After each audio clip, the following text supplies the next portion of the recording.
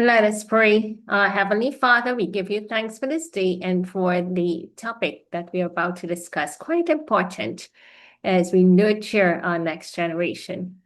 Please be with us now in our discussion. This is our prayer in Jesus' name. Amen. So, our theme for today, protecting children's health. Now, I always say that when we think about health, you think about life and longevity and in a healthy way. And so hopefully in a healthy way because your health could be poorly or it could be well. So pray that all is well with your health today. But as we look at even the children in this photograph, they are quite active and engaging with food. And those are some of the concepts that we are looking to address today, where we're looking at lifelong healthy habits in our children. This session is being recorded, and if you at the end think it would be beneficial to someone, please share it with those who will be able to learn much about what we will discuss. By way of announcement, we do have our upcoming session in August, and we have individuals here at the center at this time in a program, and they are actually, doing lots of activities and having fun, learning to prepare healthy meals, exercising, getting spa therapies. Yeah, we certainly spoiled them all yesterday as they got their saunas and massages. Facial was a special yesterday. It was a de-stress day. So then back to the big activities for the week. But already individuals are seeing improvements. Improvements. I had one person by the end of the week was about Thursday or so, we had our review, and that's just like 4 days. That was the fifth day into the program, and already saw over 20 improvements. Okay, so we have a discussion at the start, do some lab work and everything, and tell me all what's wrong with you. And over 20 improvements in just 5 days. And we give God thanks. I'll share one. The person had, reported that she had an allergy where it's like a watery eye. And so the eye would just keep watering so much that she had eye drops for it and was using that. But of course, it didn't help to heal and clear the situation. Do you know what we did? We actually advised and gave her some charcoal, a little pinch of charcoal in some water in a bottle, and shook it up and just let it settle in an eye cup. And she would just like pour it nicely, just to get that nice gray charcoal water, not without any grits in it, and put it to the eye and wash the eye. Once she washed it twice. Once, oh, this feels good. She washed it twice. This feels great. I don't feel any watery discharges again. And I think she might have done it a third time, and that's it. So cross off the list, gone. So just so simple. And that's one of the things she kept saying, everything, it was like so simple to correct. And when you apply these natural remedies to the body, the great rewards that come back, feeling great, more energy, and being able to walk distances that you didn't think you could walk in a few days' time. So, do consider if you or anyone you believe will have a need and a health challenge, if they do, come out to the center and let's work with you and guide you along what you can do for sustainable changes and sustainable health improvements. All right, so just thought I'll give you some updates. Now, let's get into our topic for this evening, where we are protecting our children's health, where we are building lifelong habits in our children. So let me open up by asking you a big question. Do you remember when you were a child and having, what was your childhood like? It's just an open question. What was your childhood like? And did you engage in some of these activities you're seeing here on the screen? So I'll start. I remember helping my mom weed a lot. So we had little home kitchen garden, and we'll have to weed up the grass. My mom would plant peppers, like seasoning peppers, pimento peppers. Those are peppers that are not hot. They're just for flavoring the food. But she had a market for it. And so she will plant lots. She has a green thumb. So she plants stuff. And so she would plant lots of these pimento peppers. And when they're ripe, we will help to pick them, and she'll take it to the market and sell it. And then we'll get money, to help in the home. And that helped us, to pay a lot of bills. And she would sell those things and other crop items that you will get on the land or the neighbor's land, that you would just be a middle person to sell it off. So that was fun for us, and we had no qualms about it. We looked forward to weeding everybody, in their boots or little hose, and which you go and you plow up and you dig, and or you just weed off the weeds. Or if you took your hand and you pull off weeds, just to clean all in between. So that was great, healthy activity for us. So tell me, I see. Hi, Sister Yvette. You remember making kitchen gardens, pak choy especially, also pigeon peas, yeah, and picking and shelling them. Yeah, you pick and shell the pigeon peas and even corn as well. Okay, Natalia says, my childhood life was I used to plant lettuce on the hill by me. I used to help my grandmother. It was fun. Yeah, we used to sell the lettuce to the neighbors and other people. Fantastic food. Okay, so that's great. So activity all around food, and that's was done as a family effort, as children, along with parents or a parent, and that was upbringing for you. The amount of lessons that would have taught you, cooperation, working together to start off planting a seed and seeing a tree grow and harvesting from it and using that as a means for income. So entrepreneurial concepts that we were able to see in our upbringing. Who will be next? Sharing with us, you can unmute your microphone and just share with us, what was your childhood like? Did you engage in activity that you did together as children, as a family, as cousins?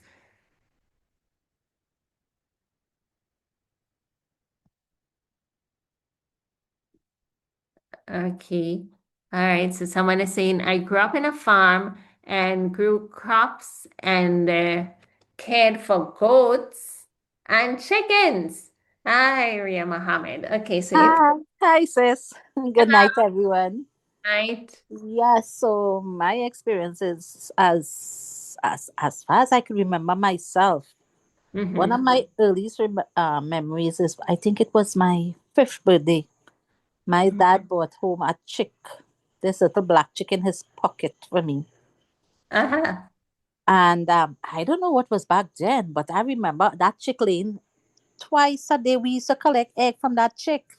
And Wow. because it was six siblings, so everybody used to watch their chicken and wait for the as their chick had lay the egg to take up the Mm-hmm. eggs because your sibling was going to take it. Right. Oh. Yes. But as time went by, gardening after my mom lost her job back in 19, I think it was around 1986, 87, somewhere there. And, Uh-huh. she went into gardening full time. So we had some sheep and goats, and I don't know why, but I was the one who had to do all the tying out and all these things. And then, well, as you know, the siblings get older and they left, mommy used to plant scythe. Mm-hmm. At that time, I was in a Rima senior camp. So, getting ready for CXC and all these things. But when I come home from school, we had to plant. And we Yeah. had this big floodlight where my mother used to plant the scythe because she had these beds, Mm-hmm. and she had it in stages. So as far as, she sell a portion, there was another portion ready to go. And in the night, all 9 o'clock, we were in this garden planting scythe. And Mm-hmm. in the morning when you get up, you will see how many were planted upside down. Oh no. Because and whenever you bend, mosquito were biting you, so you just wanted to get out of there. But Wow. basically that was what my life came up. But fortunately enough, is because as I grew, I had my children, and then I decided I was going back to school. And you know what I did? I did Mm-hmm. animal health production and veterinarian public health Right. at university, because it's like all my life I grew up with these animals, and I want to see about these animals. I want to be able to know how to care for them, you know. Yes. And today, now that I'm into your health program, so but Uh-huh. I always try to plan, because I always say it cuts the cost of me spending, you Mm-hmm. know. So I would plant lettuce, pak choy, celery, cauliflower. My broccoli never came. They always die. I don't know for what reason. But Mm-hmm. I continue to farm, not because just for health reasons, but because of the fact that things are so expensive and we don't know exactly what we are eating when we buy. Because I can tell you, um, we have this guy who works in our area in agriculture, and when you ask him about a problem, he just recommends a whole lot of chemicals for you, Mm-hmm. and which I don't, you know. And bless the soul of our dear elder who has passed on. And he told me, he said, listen, all you're wasting all your money, just a little hydrogen peroxide with some white sugar, and that's going to get rid of all those little pests. He said, you know Mm-hmm. why? He said these things cannot survive in too much oxygen. And the oxygen from the hydrogen peroxide is going to your corn. And you know what? I tried it and it worked.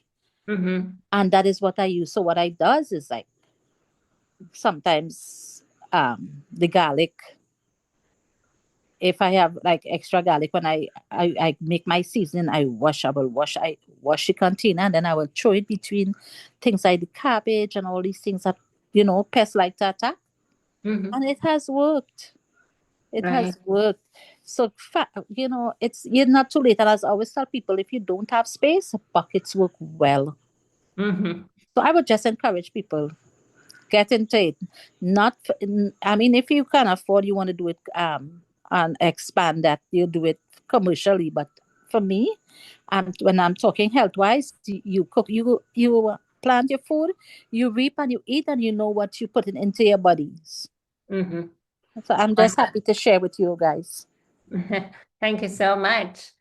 Okay, great. Hello. Hi, Brother Mood. Good evening, Dr. Nash. I just Yes. want to share with you that I was brought up on a farm. We, Mm-hmm. we planted things not by patches, we planted by acres. Mm-hmm. And we had a lot of fig, we had a lot of white potatoes, sweet potatoes, tomatoes, and we still had a room for livestock. All You right. know, one of my childhood memories that I cherish a whole lot is being on the farm, and my father's helpers, his workmen, would put me on the calves to ride the calves, Uh-huh. and that was fun as a child in the farm. And we ate everything we produced. In fact, going to the market was something new for me when I left home, because I never know what it was to go to the market, other than say, okay, my parents said go buy some, go to the store and buy some sugar or some rice or whatever. We we produce everything we ate, and Yeah, plus my father also was into chicken, and so we produce everything we ate, and it was a free lifestyle. It was an independent lifestyle, and that's what I gotta say. We enjoyed it and we maximized it, and not only that, we also were able to share with my grandparents and other family friends too, because my father, I must say one thing about him is that he was a giving person, and the more he gave, is the more his crops produced. right. Prospered, yeah. The more they yielded. So Mhm. my testimony for farming, Wonderful. And I know that even now you like planting I still. do, I do. I can't stay out of the soil. Right. I, I'm addicted to the dirt. Yes, wonderful.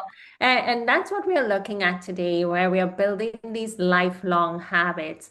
And for for all of you who have shared, whether in the chat or by voice, you can see some link, some connection to the exposures that you had when as a child and influencing the you of today. Maybe it influenced your career in some way or your extracurricular activities, your hobbies, what you do on the sideline or what you have resolved to do even if you are retired. I see someone sharing that she used to be in the kitchen, loved cooking, even up to this day. So what we nurture is just like a plant, a tree.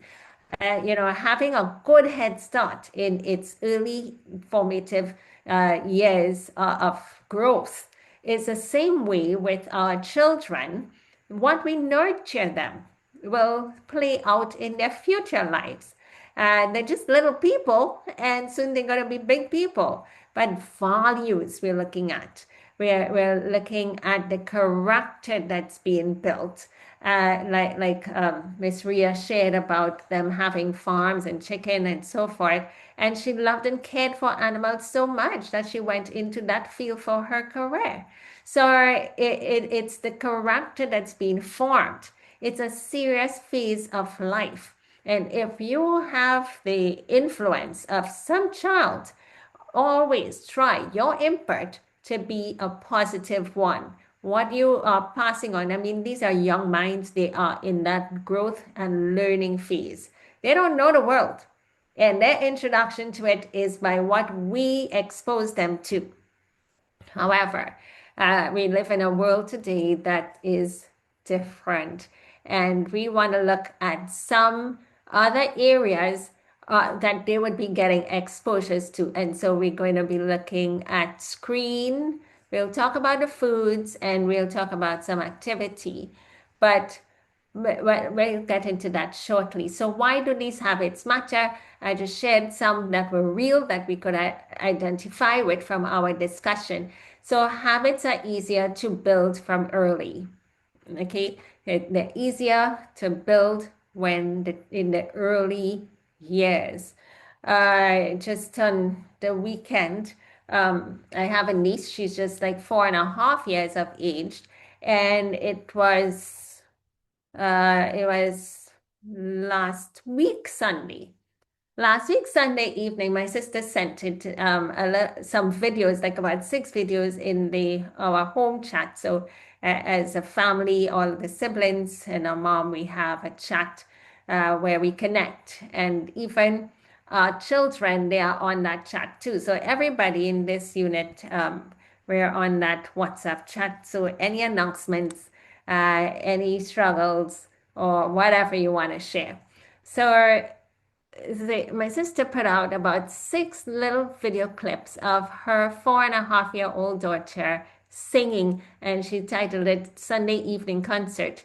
But they were just at home, and the child, she loves to sing, and she was singing hymns. All right. She was singing hymns. And it's because in her earlier years, the parents would sing hymns for them from the time you're going to daycare in the morning, combing the hair and singing hymn songs.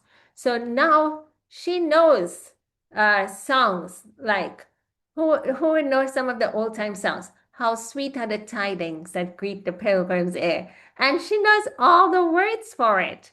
And she even knows well the more modern one, like Goodness of God and a range of songs, and she would just like sing them all out. No paper. She is 4.5 years. Who tell you she's going to be reading anything? No paper, but she could sing for you the words of these songs.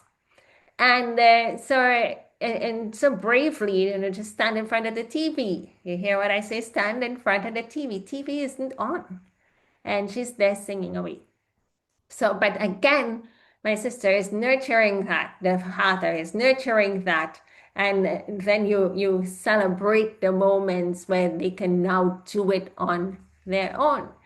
And that's what really helps to make a difference for these children.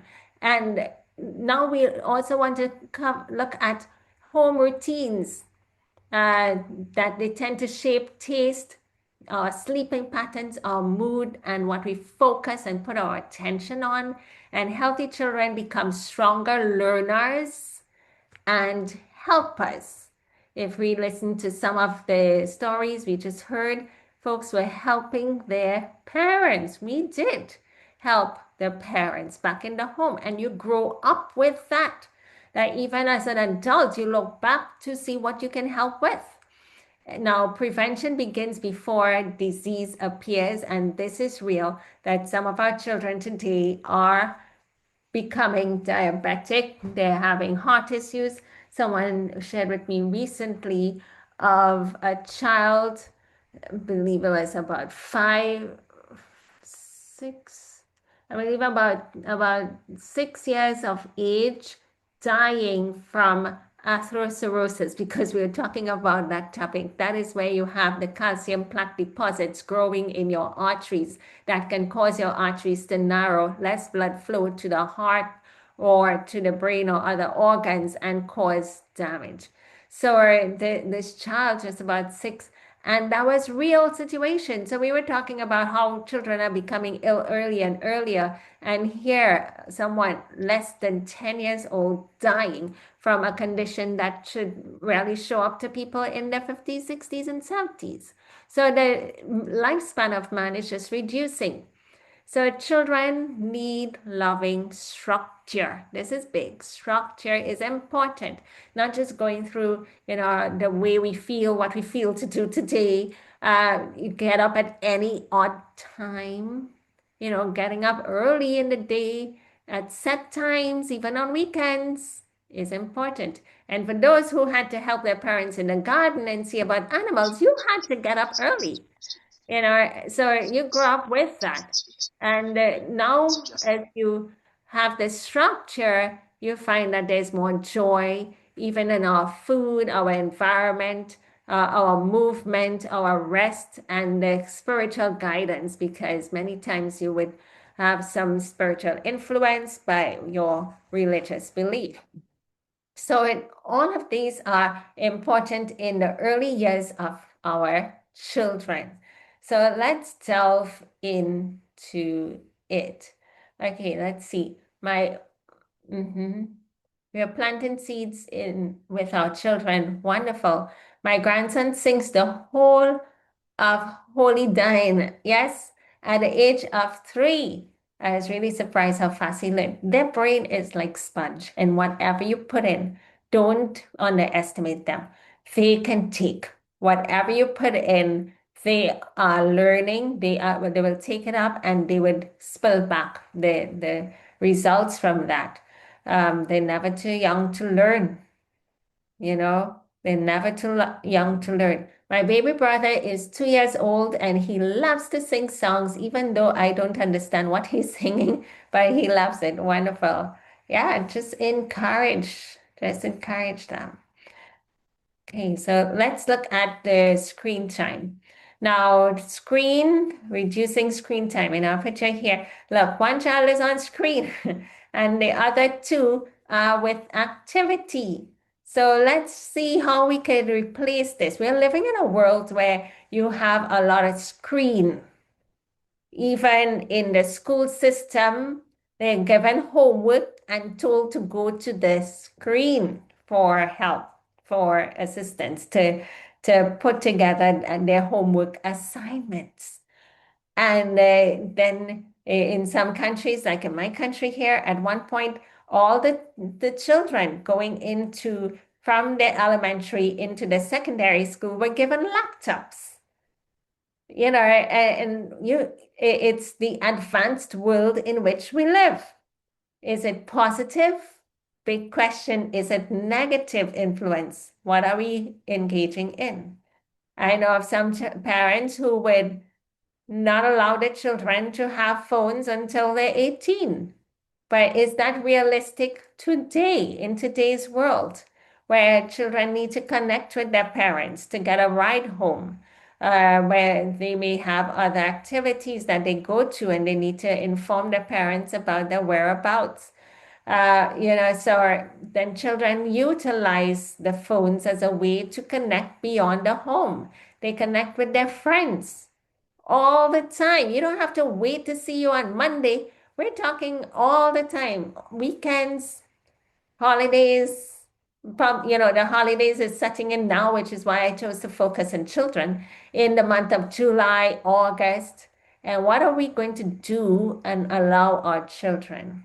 So I remember having a lot of screen as well, watching TV shows, the sitcoms. Oh, every night, right? After 7 o'clock news at 8 o'clock, the sitcoms. Did you have that too? Or then in the daytime for holiday time, you are on Young and Restless. And looking back, I have said to myself, oh boy, I wasted a lot of time. I wasted a lot of time in my teenage years, and but I didn't know. Yeah, at that time, I mean, I did stuff, but I wasted a lot of time watching the screens and television shows or reading novels. How many times would you read over Shakespeare? I didn't have to do it for school for literature, but I just loved, the phrases and how it was read. So I'll look up for Shakespeare books in the library, but I'll read. So that was one positive thing. At least I'm reading. And other, the Jane Austen ones, Pride and Prejudice and all of those, Jane Eyre, so all of those literary books. But it helped. I don't, it never helped me put together a story. I used to believe that if I read stories enough, when it came to writing an essay for English class, you could write about a story, but that never happened. All right. So the point is that now that has shifted. And what do we do? Do we continue in the vein in which our children grow up? Babies, let me tell you, babies know how to handle cell phone in today's world. Babies. So if we think our children are too young to take in anything, they learn, they know. I have a nephew, and he's just at a time, well, he's older now, but from even at the age of 1, he knew that red on the screen was to shut us off if we're talking to my sister. And from the time he heard the word goodbye, he would just shut you off. Or before he even heard the word goodbye, he'll just shut you off. He just knew that button was to shut you off. And so they're learning and they grow and they know better how to operate the phones more than some of us adults. So how do we guide and what's our rule of guidance? So we go to the Word of God and see, what does God have anything to say about this? Now, Psalm 101 verse 3 says, I will set no wicked thing before mine eyes. Okay, I'll set no wicked thing before mine eyes. When our children, when we are looking at television shows. Many times they are wickedness. You think about Tom and Jerry, you know, running and hiding and all kinds of stuff. That's for children. And then the ponging, pong, pong, pong in the head. Well, I kind of gather for a while now that the cartoons of today is very much different from the cartoons that we used to look at back in the 70s and 80s and coming up, or maybe for some of you in the 60s. So the cartoons are different. I mean, they were all wickedness in times past, but now they're even worse. And so when we've seen, I have seen where children, if they watch all of these fighting activity in their shows, what do you see happening? They come away from that and they're fighting with their siblings. They come away from that with a burst of energy that's so negative, with attitudes maybe that are unbecoming. And where did they get it from? I always like to think about the screen as their teacher. And we are actually utilizing it to babysit our children. You sit down right here, and babies too. You sit down right here, pillows propped around you. Don't move. Here's a bottle or whatever, or just sit, screen on. Keep your eye glued and stay quiet. And they do. They do. And while you're busy about doing everything else. So don't you see that it is shifted? Whereas long ago, you would go with your parents in the kitchen, you would have gone with your parents to the garden, or you were just cleaning up house and help me pick up this and that, and let's put it away. That's not happening because you put them in a corner to sit down and set a screen before them. But what are they watching? Yeah, these cartoons just promote violence. So we need to use our mind as adults, our intelligence, and really, hold the harness and the reins on what has just gone loose out there with our children. I see sometimes aunties and grandparents, they have the old values, but the parents just may not have those values and hold it dear. You find as the generation comes down to today, that some of those old-time values have gone out the window. And so what the older folks are fussing about, the younger ones just don't understand why. But later on, they come and they complain about what you were trying to protect and preserve all along. So number one, set no wicked thing before your eyes. Now this for the children as well as for us adults. We need to have the self-control as to what we read, that might be wicked, what we watch, that might be wicked, what we listen to, that might be of violence. Not only violence, but, adultery, fornication, robbery, cheating, fighting, killing. All of those are things that shows up from what comes out of Hollywood. And therefore, if we're seeing those things, let's cut it out. I know personally for me, I cannot watch those things in today. Years ago, I did, I'll be fine. But my brain has been so shifted into more wholesome, valuable reading or things that I might be listening to. It's the hymns, it's the Bible, it's the inspired writings, it's the science and all of that. So whatever I intentionally go for that I might use a screen for or read, it's uplifting and noble and edifying. So if I were to sit down in front of a television to watch, I have a hard time with what I look at. I quickly am repulsive to the violence or any negative behaviors or that I might see. And I'm also consciously guarding that I don't watch.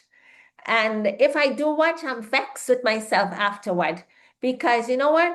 in my head, brain is like sponge. I'll just remember every detail because now in this time of my life, that's what when I read something, I'm reading to remember.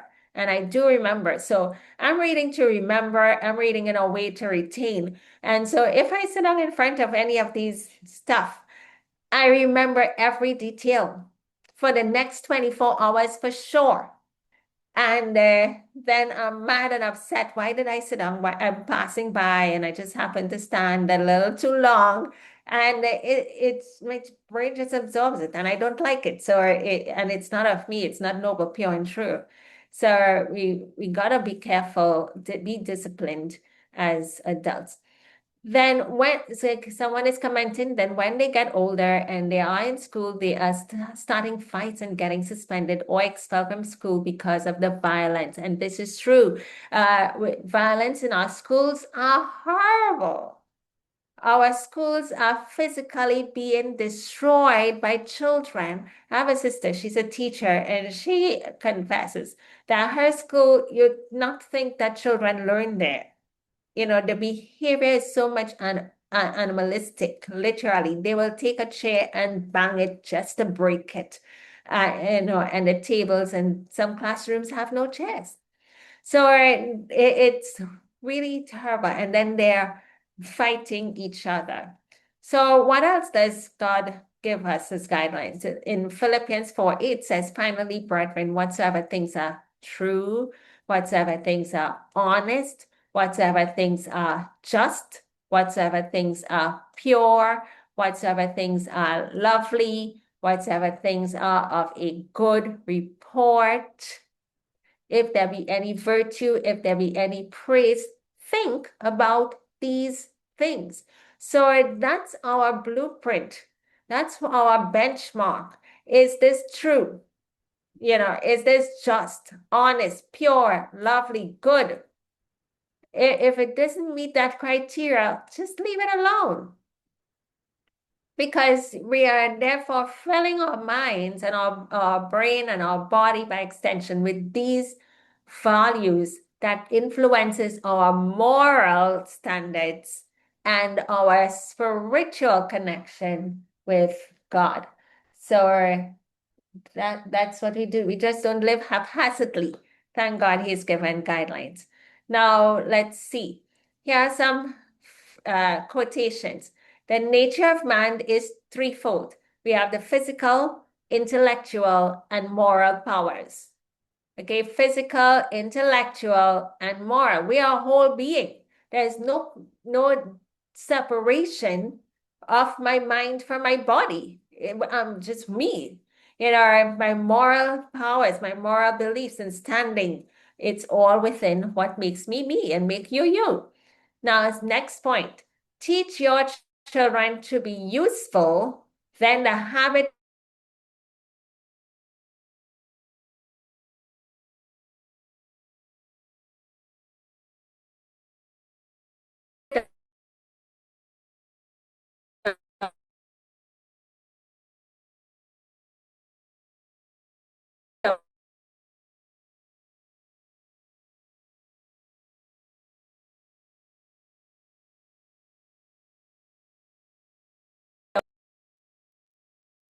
All right. So when our children they form these habits, it's not just for us, but the teachers would recognize it, the neighbors, those in society, the community, their church groups, their friends. And you know what? Even their colleagues, when they grow up their workplace, they will recognize that they're so useful, and that can give them the edge, in the workplace, because they're invested into whatever they're doing. Now, children should have an occupation for their time. They should be occupied with, for the duration of their time, not just to leave them up to themselves. They're gonna find something to do that may not always be right. There's a saying about the devil finds work for idle hands. And we know with children, they could get idle and they could get mischievous. So let's guide them. Interestingly, science has a lot to say about this. So I was able to look up a couple of these citations. And so look at this one. There's an association between screen time and children's performance on a developmental screening test. So what they did, they actually tested a group of children and looked at the amount of time they spent on screen and measured their performance on measure their performance, their development, their growth, how they perform in their activities and schoolwork. Another study showed that screen time and sleep among school children and adolescents too sort of influenced poor sleep habits when they spent much screen time. Some children are on the screen now, they are also playing games. Playing games. Now, with my son, I exposed him to screen early because, again, I recognize the brain is like sponge. My son was less than 10 months because I remember where we were living in my husband's country in St. Vincent. And when my son was 10 months, we moved. But so he was less than 10 months when I taught him how to hold a plug and plug it into a socket. And he did it. He did it well. Now, I'm not just going to leave plugs all over the place, but in the event he had a plug in his hand and he knew what to do with it. Because whatever set up there were plugs like for the music box or whatever, and it was off. And he took interest to it. So I just like showed him, this is what you do. Hold it, put it there. Hold it, put it in, put it in. And he was able to do it. Less than 10 months. And many things. So recognizing now all of this learning, I would read to him. And instead of screen, well, screen wasn't so big back in that time, but those early years, just spend a lot of time reading, just talking to him, just telling stories, talking, making up songs. I used to be walking him early and or in evenings, just out in nature and making up songs. You see a flower, this is a flower, and you sing something about a flower and touch it, feel the leaves and all of that, all part of learning. And when I did introduce him to screen, he was like about 3-ish, and that was for learning. So you put a CD into the computer, and it had game activity for learning, like the alphabet or counting and so on, and with little activities to make that interesting that you could use the mouse and click and do stuff. And when it was done, that's it. You just gave time and that's it. It's not like now with the internet and that you would just keep on and on and on and on without an end. And then some of the children, they're playing games like the Minecraft and other kinds of games where even they are in one country and playing a game with somebody else in another country, all of that can take place with them. So, and it keeps them up and awake because they're in their rooms with their phones or tablets or computers in their room and they are playing. And now with the holiday time, it's on. So they don't get to go to sleep. If it's school time, the next day they look haggard. You can see it in their eyes, all around their face, just look unrested, and their brain just isn't there. They can't focus, they're not giving attention. And so poor sleep habits, not falling asleep early enough, not staying asleep, those late nights and sleeping late into the day, the following day, all of that is as a result of the length of time they spend on the screen. And then the next piece here scientifically showed that the effects of screen time on their health and well-being, that it led to when they spent longer hours with the screen, greater time, they had increased obesity and increased fat in their body and higher depressive symptoms. So when we are seeing our young people in today's world being depressed, having suicidal thoughts, as well as committing suicide, and that is real and happening all around the world, that look at the screen time that they spend. Another thing for not just for the children, but for all of us, all of these too, as adults, we could be impacted in this way if we spend excessive amount of time on the screen. And another thing is that we cut our connectivity. So instead of interacting with human beings, real people, we are now interacting on a screen. And that sort of takes away from our emotional intelligence, our social IQ, and all of that when we are all on the screen and not interacting. We don't even know how to speak to people anymore, how to interact with them, how to socialize. All of that is narrowed down.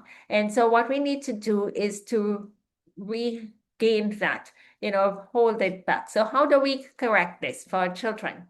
Let's reduce their screen time. Okay, and so preserve sleep by keeping screens out of the bedroom at night. Your parent, your money paid for it. You got to take it over. No, you're not going to go to bed. Bring it here to me and take it. Have a limit. And as a matter of fact, when it comes to sleep, stop that screen time, even for us, at least 1 to 2 hours before bedtime, so that you can have better sleep quality. So, two, with the children, take it away from them. Don't send them to their rooms with it. They're going to just abuse it. And next, protect attention by avoiding constant switching between apps and videos, and from an early age. You see people in front would just be like flipping, even with the television. Next, that's too boring. Next, you have so many options. If folks go on Facebook, they're just like scrolling through. If they go on Instagram, same thing, just scrolling. Next. All of that just dulls the brain because you can't be focused on anything. And your energy levels, your attention span is so dwarfed. So we want to protect all these apps and the different videos. What are they looking at? Watch over them. If we start early, we'd probably be able to influence so that when they're teenagers, they have better control. Now, you also protect emotional health by choosing calm, age-appropriate content for them. So you live in a world again where it's all around us, but you be in the driver's seat. You take control. You say, okay, let's do this. You're looking at that. Time up, short exposures. And protect family connection by creating device-free meals and worship. How many times are you sitting with folks by the table and they have the phone there and everybody eating and everybody has a phone. This is so real. And nobody's talking to each other. Put it down. Have a rule. When we're eating together, we are together. We are in each other's space. Let's keep each other informed. I love eating with my family. I look forward to it because that's the time you get to tell the stories and catch up, with whatever. So and so nobody's on screen. That is so impolite. And now we use the screens with purpose to learn, to create, to communicate, and avoid screens that will crowd out sleep, crowd out our worship time, crowd out our meals and chores and reading time and activity play, outdoor play. So let's put them out, get stuff for them that they can learn in other ways as apart from the screen. All right, let's see. Students say that they're usually up late between 1 and a.m. Yeah, playing games and watching videos. That's so sad. I mean, it's not even edifying. And because of so much screen times, they cannot read. That's right. They cannot read, they cannot spell, and everything is abbreviated on the screen. Yeah, like BC for because, And LOL is laugh out loud. Everybody knows that. But they have some weird kinds of abbreviation, and their language skills are so limited. Yeah, because there's shortened versions for everything. And when I write text, I don't like to use those shortened versions because of what it would do. You're training yourself in this way.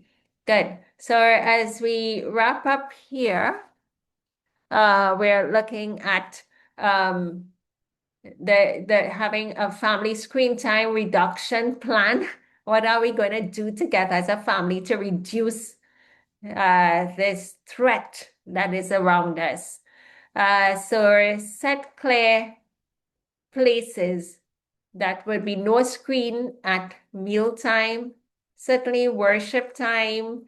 I know we use the phones and so forth to read the Bible and so on, but people could be there and browsing on other things. Some of those phones, you see advertisements popping up when you're trying to sing a song or read the Word of God. Advertisement to take your mind away. Family talk. So if you have family meetings, no screen, no, put it down. Let's be, or when it's bedtime, put it down. Look over them, those in your charge. Bedtime, take it away. Take it away and keep it with you. All right. You will be helping them, just helping them to improve their lives and make a difference. You always find that those who parents and guardians who take this sort of control and take charge, they tend to fear their children tend to fear better. I remember my son, I think maybe I spent more time grooming him. So he would be one, he loved to read, and he just grew up reading and learning. He loves to learn. He loves to learn new things and just learn. But my daughter, no. I was in university when she was growing up, and she didn't get that kind of nurturing. So she is one where she just likes to sit down and watch TV, and even up to now, and she doesn't like to read, and she excels. God knows she excels and she does her work and everything. But as long as the work is done, that's it. Free, loose, gone, back into the screen. I remember though when in her secondary school having to do the CSEC examination, say from Form 4 coming into 5 certainly, that we noticed that she would be spending late hours on the screen. And I actually said, come on, let's take this away from you. And more than that, I actually brought her into my bedroom. Put a bed right there, you sleep here. That was my hard way of making sure that she didn't do all of these negative things that would cause failure. You have exams. And so I just brought her in, and she stayed there until the exam was done. And of course, she did well. So, whatever it might be that you need to put that foot down, take that heavy hand and pull things together to help them, you just do it. So set clear times. That they may get allowed times if they finish their homework, if they did their chores, if they have completed their reading, if they did outdoor activity first, and then you can get your screen time for a short duration. Replace here what you're going to replace. Don't just remove. I remember as a youth challenging my father with that. When when I would say, "Can I go here?" He'd say no, and I'd say, "Oh, so you don't want me to go there? Then what are you going to do with me? What are we going to do? Do you have an option? Are we going to go somewhere else?" I think I was a bit rude. Now you want to replace, don't just remove. So prepare, give them books, give them puzzles, blocks. My mom always gave us books for gifts, for birthdays, for Christmas, and so on. Music, chores, nature walks, and family games family activity, nature walk. You can walk together as a family, doing chores together, as we talked about at the start. And then fourthly, model the habit. If your children learn what the adults practice, that's what they see and they are going to follow. So if you're telling them about put a phone down, you put the phone down too. And you engage in that activity. It's just going to be helpful for you because you need to engage with them. And always look at it as you're training them, teaching them, nurturing them. It's your responsibility as parents and guidance. So the guardians. So let's go on. Just in summary, children need useful work and they need family interaction and spiritual instructions. We got to take our children to a place of worship and teach them about God. Let them know Him and learn about Him. There are lots of children religious books that you can get and read to them, not to read on a screen, yeah, but on paper. So you can get them on paper. Useful work, creative play, where they're building things. So you have Legos and puzzles and other kinds of stuff. And you can do that together. Reading. So everybody could be sitting to read and you come tell me what you've read and I can share with you or I read to you. That's a big thing. As adults, read to your young ones. They love to hear you read to them. And spending time in nature and outdoors, family interaction. You see, they're together doing something that they love and to do it together. And that creates a whole lot of fun and laughter. Let life and living be enjoyable. And this is what you're doing too. You're creating memories. Some of the children today, by the time they grow to adults, what memories do they have of family interaction time? Many of us here, we were able to pull memories, but what memories do you have? What they have, if it's all on something that just vanishes away within a second. So we're teaching prayer and God and values to God. So limit passive entertainment, encourage active, meaningful living and life.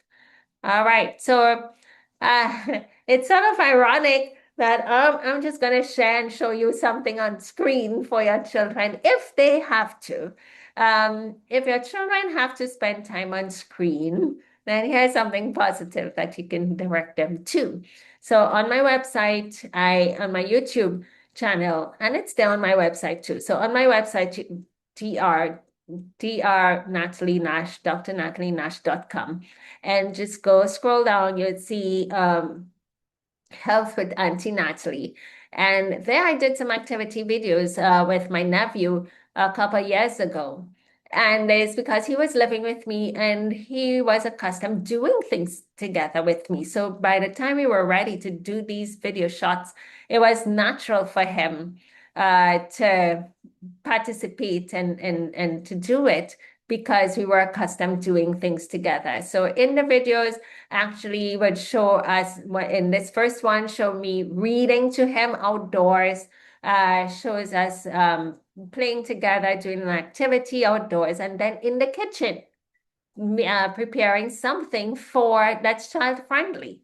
So have a look at it and share it with your children. I'll put the link in the chat so that you're able to get all of these. So when you click on these, it's in the website, but then underneath has the YouTube. You can just go to the YouTube channel. And with that, we have a challenge for today, and it is to create device-free meals and bedtime. So let's start small steps, big outcomes. No screen around mealtime and bedtime. Bedtime at least an hour before you shut off. And this is something that I'm practicing myself, and it is working. Oh, then I get my me time, so and my family time. So if you shut off all screens and even within that kind of connection, the WhatsApp and all of these things just drive us, always messages and phone calls.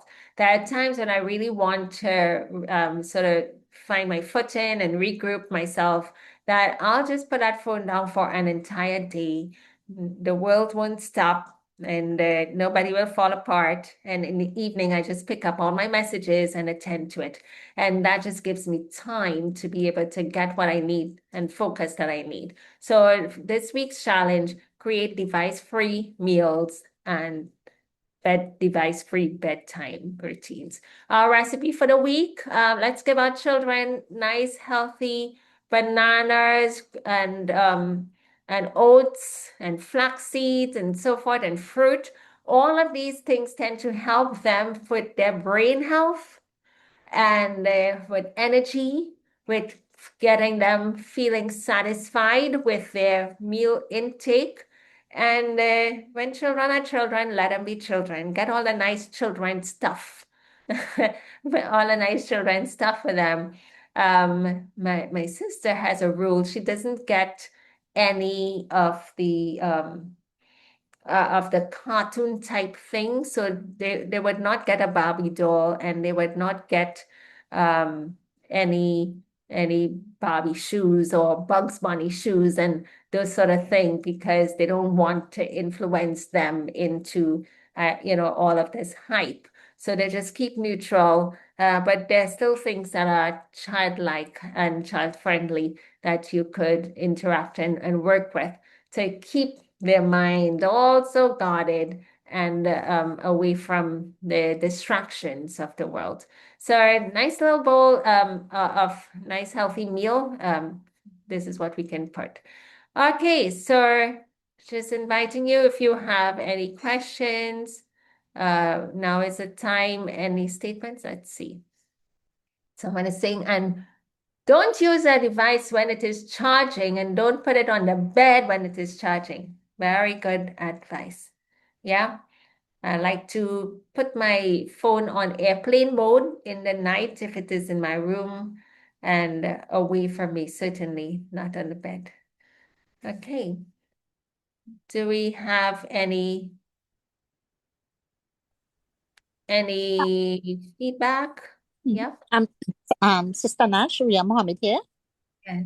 Just to say thank you. I mean, I am a parent and a grandmother now, and I have learned so much. The knowledge was incredible. I mean, sometimes you tend to give in to these children, especially when they're small, and you don't want to hear them cry. You don't want to see them sad.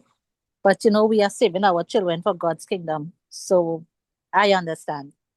However, my question to you, for a child who has been given a device from a very young age Mm-hmm.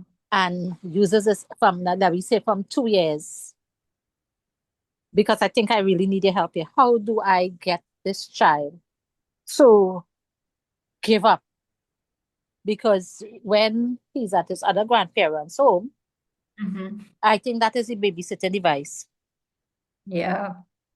I'm sorry, that's a babysitter. Mm-hmm. My mistake. So this child has developed the love for this device, that even when you said, okay, that's enough time to do something else, he starts to cry. He's upset. He's like, but I haven't been here for an hour. And mind me, he's not even 5 years old. Mm-hmm. I haven't had an hour. I say, well, it doesn't matter. Your eyes has been looking at this for long enough, so you need to use your eyes for something else now. And it's like a back and a forth and a back and a forth with him. Well, actually, I took the device and I hide it Yeah. because I understand that it's not good for him. Mm-hmm. It's just not good for him and the things he'll be looking at. And I mean, he likes cars and all these things, but then the screen time, because I remember I had a nephew and he grew up on this device. He's an adult now. And his eyes got so bad that he had to see a specialist. And they Mm-hmm. actually told him that he was actually going blind in one of his eyes. And when I see children with these devices now, these things come back to me, that that you want to preserve their health besides just making them happy. You want to Yeah. preserve their health. So my question to you, how do I reprogram him? As I would say, sorry for the word, because I really need to reprogram this child to get him, off the device and more time. Because there was a time when he was younger, before his mother bought him the device, that books, I mean, you would be reading a book 10, 12 times over and over to him. Now it's no longer there. The only thing he would get him to do is like if I put things on the whiteboard for him. But reading is also a very important part. It's how much I can actually place on a whiteboard. So I really need some advice here on how do I start with him to reprogram him. Yeah. Does he live with you? No, he don't. Yeah. His mother, yeah, he's only here part time. So Okay. most likely he might be here for the July, August vacation. Well, that's good. You just have to plan around him, plan your world around him. So that you are including him and doing things that would be appropriate to his age. And because everything that you do, you're bearing him in mind, and to get him involved, to do things with him. So let it just be a rule for you. That a rule is, you're here with me, there's no screen. And sometimes, especially because being so young, uh, they don't know, and because he's so accustomed, cannot appreciate the timed time out. Okay, so you have screen now and then not. You can try it, but for me, I would say don't even bring the phone here. And you're not even getting my phone. My mom used to have a hard time with looking for her phone because when somebody else didn't get their phone, little boy pick it up. But it's like none. So what do you do? What were you doing back in the day when it didn't have phones around for them? So let's try that. You got to take a firm stand. You're here with me. We're not fighting. We're very civilized. We're gonna do things, and as you saw, just fill their time with activity. Get into the dirt, get into the gardening, spend time outdoors. There might be an animal or two around that he will interact with. Just create it, and it will happen. It's not impossible. If you say, "Come, let's go outside," and you take him out with you, before you know it, he is just going to be doing everything that now when he goes back home at the end of the holidays, that it's going to be a break from what it is that he had been doing. He's going to feel so strange with the phone. So you have an opportunity and just grab it, take it. And, you talked about hide it away. That's just what you do. Don't bring it. Tell the parent he's coming here, don't bring it.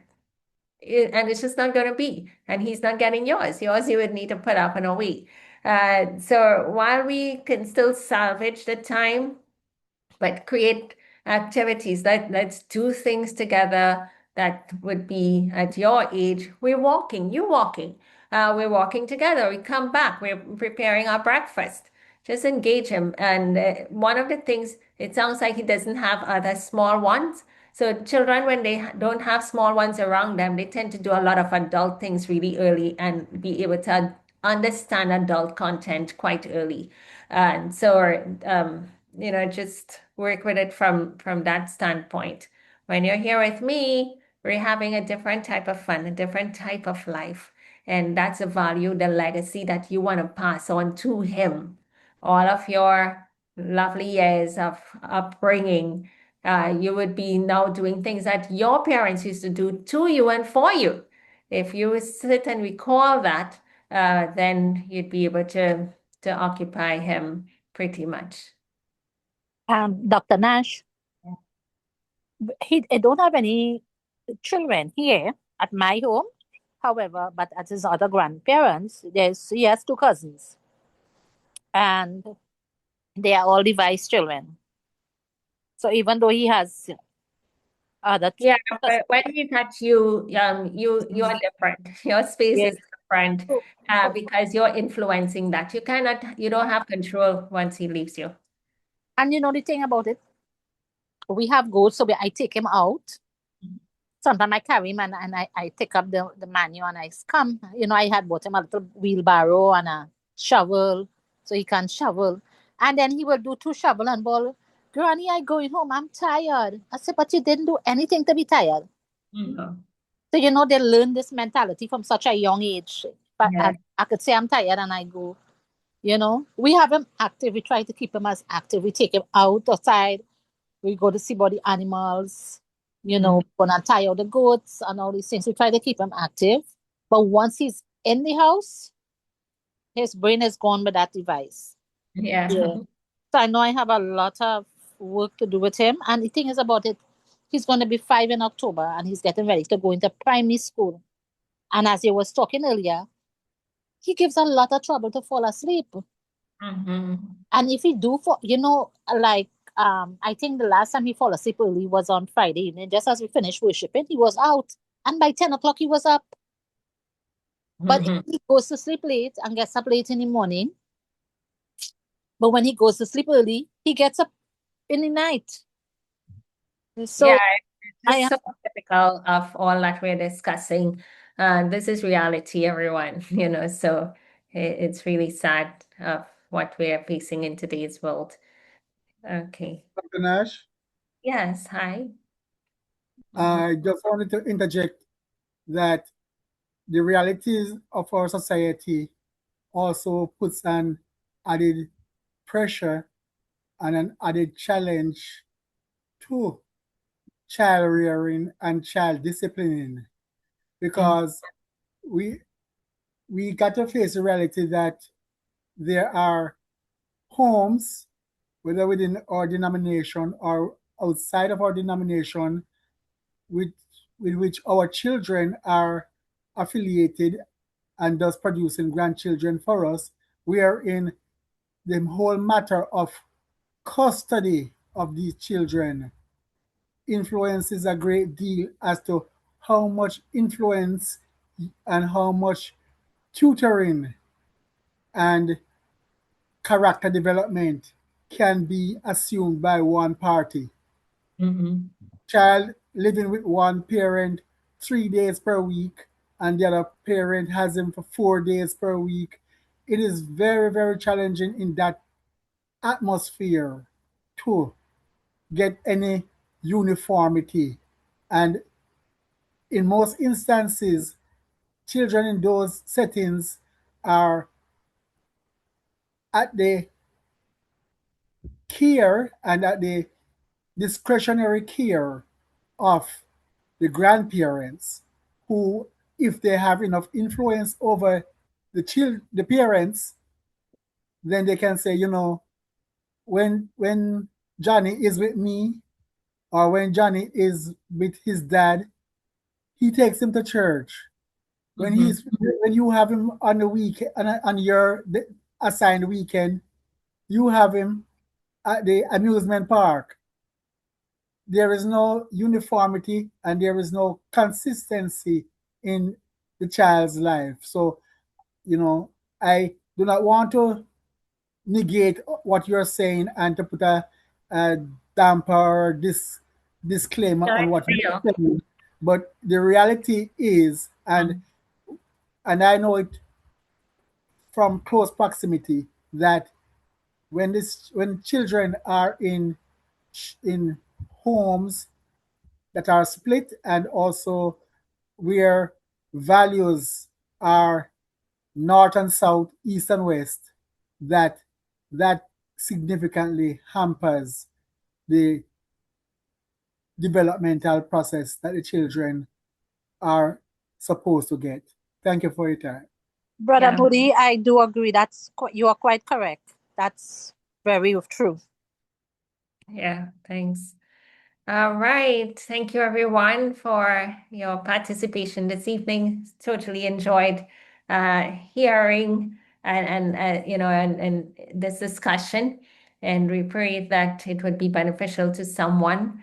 Parenting is of utmost importance. It is a very important role. And whether we be a parent, a grandparent, a guardian, whatever we can do, let's try to nurture and to feed and influence in the right direction, not being fearful. We have our guidelines given to us by God. There's an expectation that He has of us, and just standing and true and holding it and doing our part can be beneficial. After all, one of the things that we like to say, whatever they do later on is good. One family member do whatever one family member does, it impacts the entire family. All right, it impacts the entire family at some point. So let's just keep working and keep trying to influence, not giving in. Let us have our word of prayer. Heavenly Father, we give you thanks for our discussion this evening and for not leaving us wanting, but providing avenues and ways and means and guidelines as to how best to bring up our children in today's world.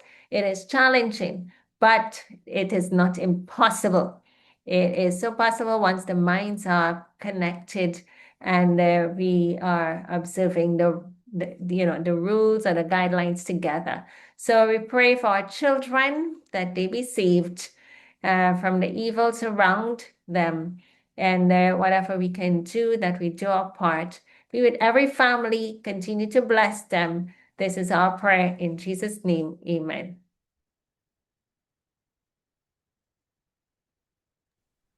Have a good night, Dr. Nash.